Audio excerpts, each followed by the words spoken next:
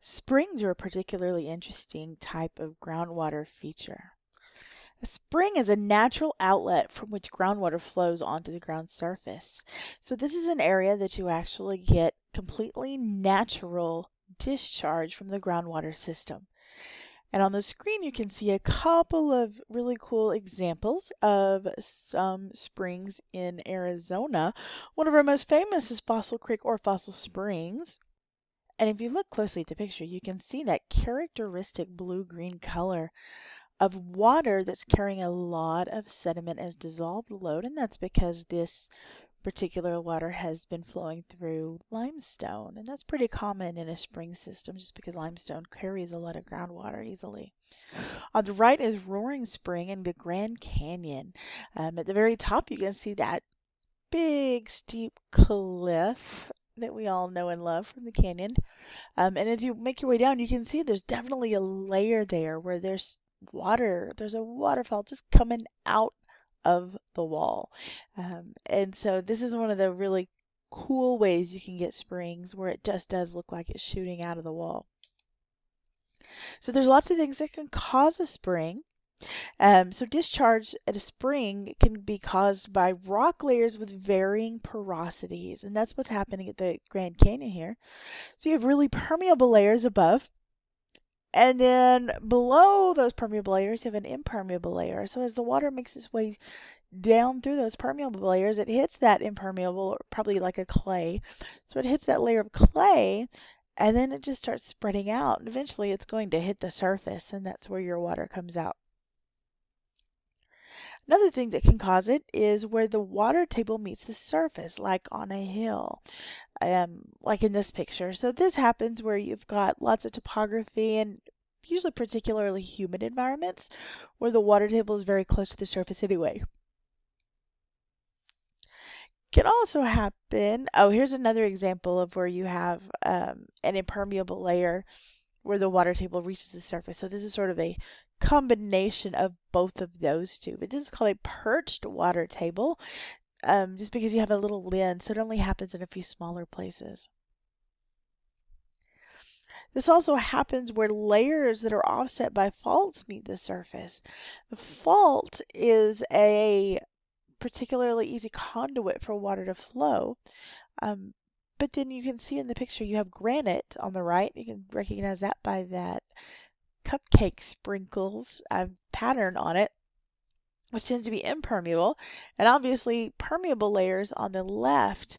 So when that permeable layer meets that fault, all the water gets forced upward, and that's where you get discharge. This happens along the San Andreas Fault. That's why we have places like Palm Springs or Desert Hot Springs, is because those lie along the San Andreas Fault and create springs in those areas. You can also find these in fractured rock, where a fracture meets the surface. So those are some pretty common ways to get those, but I thought I'd show you some kind of fun examples of groundwater discharge, where you have thermal groundwater or hot groundwater. Now this hot groundwater comes from usually either some sort of heat source like a magma chamber, or it could just come from the natural heat of the Earth's interior. And so when the groundwater is heated by these underground heat sources, depending on how hot it actually is, you can get some really cool stuff. So in both of these cases, these are geysers. So a geyser is a fountain of steam and hot water that erupts periodically from a vent in a geothermal region. And Yellowstone is a beautiful example of a geothermal region.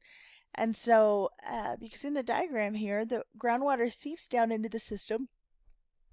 It's heated by the magma chamber that's fueling the volcanoes there. And then eventually it's heated enough that it starts to boil and it turns into steam, and that's when you get that eruption. On the bottom is a location in Nevada called the Fly Geyser. This is another area where you have hot water that's shooting out of the ground. I think this one does it a little more continuously.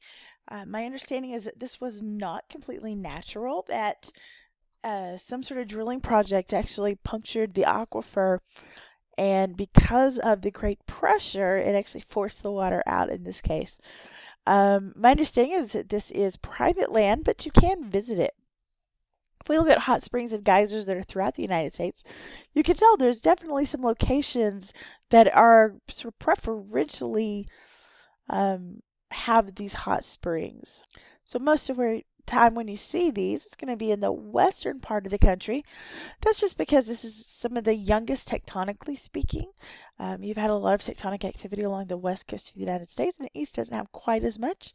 Some locations that show up really nicely are places like Yellowstone. You can see Yellowstone is a big red dot, but there's some other kind of interesting places like Arkansas. Hot Springs is pretty famous. And then locations throughout the Appalachians, and these are probably just because the groundwater is heated by the Earth's interior at those locations.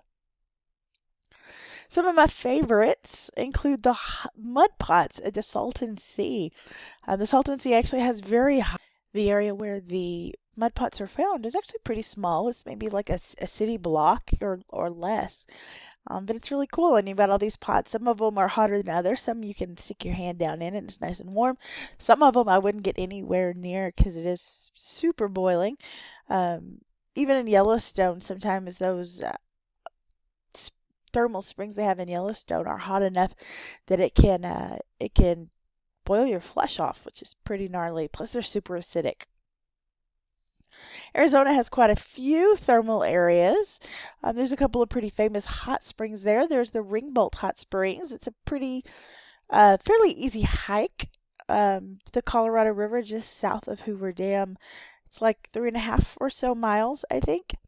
So that's a nice, cool way to see it. Or there's actually some locations out in Tonopah, just west of the valley, or even an old location here in Mesa that had hot springs. I think that's closed down at this point, but you used to go in and be able to bathe inside the hot springs and inside the building in Mesa.